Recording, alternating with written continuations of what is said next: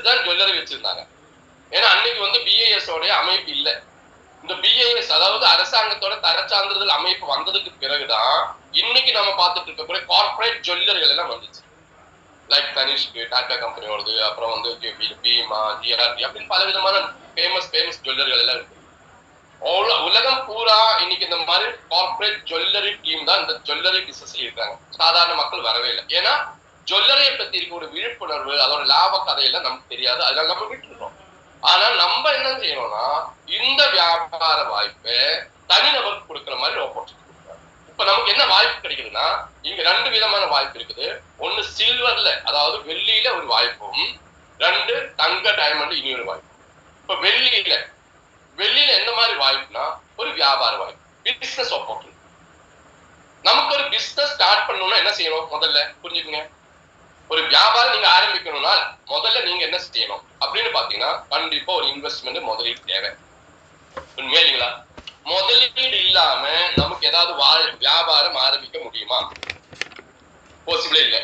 அப்ப அதனாலதான் சார் நான் வந்து எங்கிட்ட முதலீடு போறதுக்கு காசு இல்லை, அதனாலதான் நான் வேலைக்கு போறேன் அப்படின்னு தான் பல பேர் சொல்லுவீங்க. உண்மை இல்லைங்களா? ஆமா. அப்போ நம்ம வந்து 2வது விஷயம் இருக்குது. பிசினஸ் பண்றதுக்கு முதலீடு இல்லை, அதனால நம்ம பிசினஸ் பண்ண விட்டுட்டீங்க. பிசினஸ் பண்றதுக்கு 2 விஷயம் நடக்கும். முதலீடும் வேணும், ஆனா லாபம் மட்டும்தான் கிடைக்கணும். இல்ல லாபமும் நட்டமும் வரக்கூடிய வாய்ப்பு இருக்குது, ரிஸ்க் இருக்குது. அதனால அது நம்ம பண்ணல. அதனாலதான் கிடைக்கிற வாய்ப்பு வேலைக்கு நான் போயிட்டு இருக்கேன், வேலைக்கு நல்ல பிரச்சனை இல்லைல்ல அப்படின்னு நம்ம நினைக்கிறோம். இல்லையா? அப்ப வேலைக்கு போகணும்னா முதலீடு இருக்குமா அப்படின்னு யோசிச்சு பாருங்க. ரிஷப் மேடம், வேலைக்கு போகணும்னா முதலீடு தேவையா அப்படின்னு பாத்தீங்கன்னா இல்லைன்னு சொல்லுவீங்க. உண்மை இல்லைங்களா? சத்தியமா சொல்றேன். வேலைக்கு போனா இன்வெஸ்ட்மெண்ட், முதலீடு தேவையில்லை அப்படிதான் நீங்க நினைக்கிறீங்க. இப்ப எக்ஸாம்பிள், கமலேக்கண்ணன் சார் வந்து எனக்கு வந்து ஒரு வேலை கொடுக்குறாரு அவரோட கம்பெனில. அவர் எனக்கு ஒரு 50,000 சம்பளம் தரேன்னு சொல்லியாச்சு. நானும் ஓகே, எனக்கு இன்டர்வியூ போட்டு முடிச்சாச்சு. நான் அவரோட கம்பெனில வேலைக்கு போறாருன்னு வச்சுக்கேன். கமலேக்கண்ணன் சாரோடைய கம்பெனி எங்க இருக்கிறாரு? சென்னையில இருக்கிறாரு.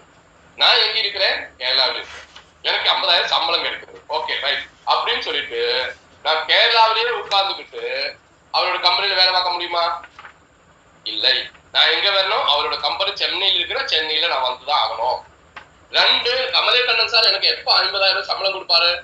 1ஆம் தேதியிலிருந்து 30 நாள் வேலை பார்த்ததுக்கு அப்புறம் தான் எனக்கு சம்பளம் கொடுப்பாரு. உண்மையா இல்லைங்களா?